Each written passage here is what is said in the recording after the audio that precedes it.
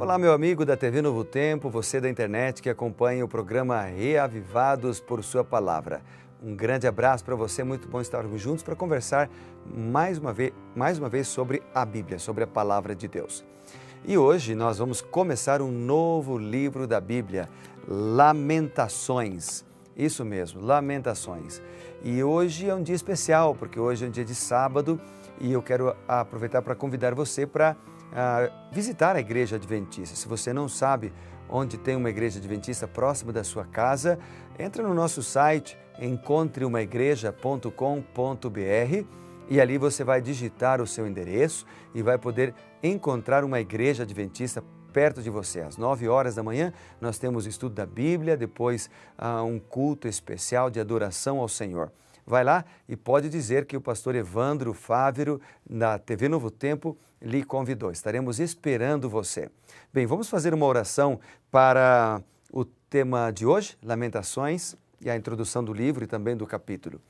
Querido Pai, dá-nos sabedoria para compreender a Tua palavra. Mais uma vez nós oramos confiados no nome maravilhoso de Jesus.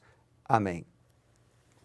Então vamos lá. Você sabe que tanto judeus como cristãos dos tempos antigos consideravam o livro de Lamentações, que é o livro que a gente está começando hoje, como de autoria de Jeremias. Então a gente pode chamar ele de Lamentações de Jeremias. Tanto eruditos, estudiosos, como críticos, conservadores, etc., são unânimes na crença de que as Lamentações foram escritas nos dias de Jeremias. Além disso, há vários paralelos entre a fraseologia do livro de Jeremias, entre o tema do livro de Jeremias, entre as profecias de Jeremias e o livro de Lamentações, que acabam apontando a Jeremias como o autor do livro. O livro de Lamentações, ele corresponde aos dias finais ali do reino de Judá e principalmente em relação à destruição de Jerusalém, com todos os males que acompanharam durante o final do cerco à cidade. Você sabe que o povo de Jerusalém sofreu as mais intensas provocações durante o cerco final da cidade, que foi ali entre 588 a 586 a.C. Praticamente toda a população de Judá foi arrasada pelas sucessivas ondas das conquistas de Babilônia. E apesar de a maioria do povo judeu ter sido levado para a Babilônia, só os mais pobres da região foram deixados espalhados aí por todas as cidades e regiões rurais para trabalhar cultivando a terra, Então, não admira que o livro de Lamentações ele tenha tons melancólicos, de angústia, de tristeza, porque Jeremias está falando sobre esse tema, Então, com esses detalhes nós conseguimos nos situar e conseguimos, então, com esse contexto, identificar o autor do livro de Lamentações. Por 40 anos, Jeremias falou para o povo, apelou, instou para o povo de Judá para que ele se arrependesse dos pecados, mudasse de vida. Jeremias procurou fortalecer as mãos de Josias e dos seus sucessores por meio de um governo justo, de uma política externa sábia, honesta. E, acima de tudo, ele alertou a Judá da certeza da destruição que viria se a nação continuasse nos maus caminhos.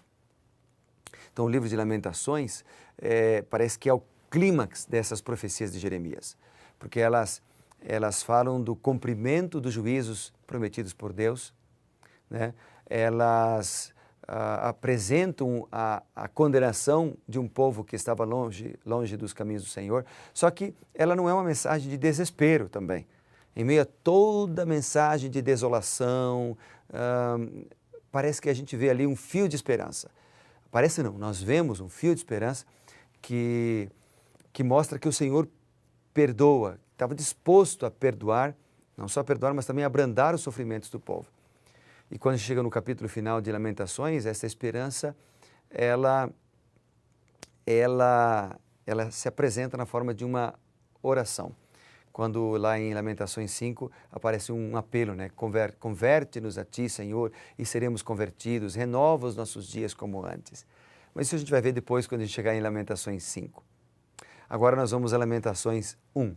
Aqui eu separei vários versos deste capítulo que falaram meu coração e que mexeram comigo. E você também pode separar outros, porque Lamentações 1 tem 22 versículos e cada um deles apresenta uma história, uma apresentação diferente. Então veja, logo no início do capítulo 1, aliás, dando uma visão geral do capítulo 1, o capítulo 1 ele apresenta o miserável estado de Jerusalém, por causa do pecado. Também fala da nação que se queixa da dor e confessa que o juízo de Deus é santo, é justo, aliás. Esse capítulo 1, assim como os três seguintes, então Lamentação 1, 2 e 3, ele é um poema acróstico. A gente não percebe em português, mas no original dá para perceber que cada versículo se inicia com uma letra do alfabeto hebraico, organizando assim esses três capítulos numa poesia organizada, escrita em ordem alfabética. O verso 1 diz assim: como já solitária a cidade outrora populosa, tornou-se como a viúva que foi grande entre as nações, princesa entre as províncias, ficou sujeita a trabalhos forçados. Então aqui aparece Jerusalém solitária, abandonada, arruinada, né? O verso 1 apresenta um contraste com a capital outrora próspera, célebre, né? Por sua beleza arquitetônica, era bonita, né? Tinha força. Essa era a antiga Jerusalém. Aqui a cidade é apresentada de maneira destruída, já sem força, já sem esplendor. O verso 2 diz assim: chora, chora de noite, as suas lágrimas lhe correm pelas faces. Não tem quem a console, entre todos os que a amavam, todos os seus amigos procederam perfidamente contra ela, tornaram-se seus inimigos. Então, no verso 2 aparece a expressão procederam perfidamente. O assunto é que quando os babilônios eles atacaram Judá, os seus vizinhos, que antes encorajavam os judeus a se unir a eles contra a Babilônia, agora abandonaram. E alguns até mesmo se uniram para saquear Jerusalém. O problema é que Judá cometeu adultério espiritual. E ela cometeu adultério quando ela buscou os seus vizinhos pagãos, em vez de obedecer a Deus. Em vez de depender de Deus, em vez de clamar a Deus por segurança, buscaram segurança em mãos humanas. Então, quando se deflagrou a crise, os seus amantes, entre aspas, se voltaram contra ela. E, enfim, ela foi rejeitada por todos e encaminhada para o cativeiro. Que triste situação, né? Que triste situação de uma cidade, de um povo que poderia ter vitória, de uma cidade, de um povo que poderia encontrar alegria por ter Cristo Jesus guiando a sua vida, a sua existência. Que triste encontrar a história de um povo que colheu os resultados das suas escolhas funestas, das suas escolhas erradas. Em todos os versos, no entanto, aqui de Lamentações, amigo, e no capítulo 1 que nós estamos analisando hoje, eles descrevem a situação caótica do povo de Deus que havia se afastado do Senhor e que tinha perdido, portanto, a sua proteção. Olha só o verso 13. Vamos ler juntos. O verso 13 diz assim: lá do alto enviou fogo aos meus ossos, o qual se assenhoreou deles. Estendeu uma rede aos meus pés, arrojou-se-me para trás, fez-me assolada e enferma todo dia. Então, verso 13, tem essa expressão forte, né? Arrojou-me para trás. Literalmente, ela pode ser traduzida como levou-me a retornar. Ou seja, o profeta faz um jogo de palavras. Ele usa a mesma palavra hebraica no verso 11 para descrever a renovação da vida física que o povo buscava, porém inutilmente. Nesse versículo, em vez de fazer voltar à vida, eles próprios são arrojados para trás. Deus os faz retornar de seus caminhos pecaminosos.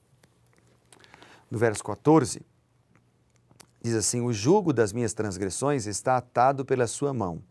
Elas são entretecidas, subiram sobre o meu pescoço, e ele abateu a minha força. Entregou-me o Senhor nas mãos daqueles contra os quais não posso resistir. Então, verso 14, ali no verso 14, a intenção do profeta é mostrar que Jerusalém percebia que as transgressões eram a causa do seu castigo. Ou Os pecadores eram, os pecados, eles eram um jugo sobre o pescoço dos pecadores. Deus havia quebrado o jugo da servidão do povo, mas só que o povo, eles quebraram também o jugo do serviço a Deus. E logo, como consequência, o povo recebeu um outro jugo, o jugo da servidão. E o capítulo termina então, no verso 18 ao 22, mostrando que Deus é justo. Que Deus pode todas as coisas, mas Ele é justo.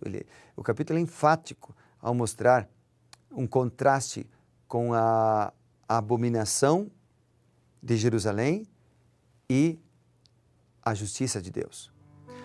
Aqui há um lamento que é proferido, né? Não em atitude de autopiedade, mas para mostrar o profundo remorso que o profeta sentia de alguém que percebe o fracasso de um povo que se afastou de um Deus justo.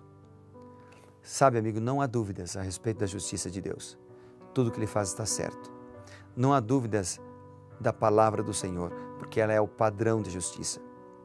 O profeta tinha certeza que os juízos de Deus cairiam sobre as nações ímpias como sobre Judá, porque quando alguém se afasta de Deus, ele colhe as consequências.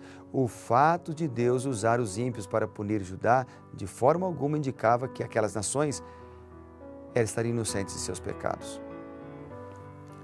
Então o capítulo 1 apresenta tristeza pelo pecado, tristeza pela transgressão, mas também a esperança, por trás de tudo a esperança da salvação.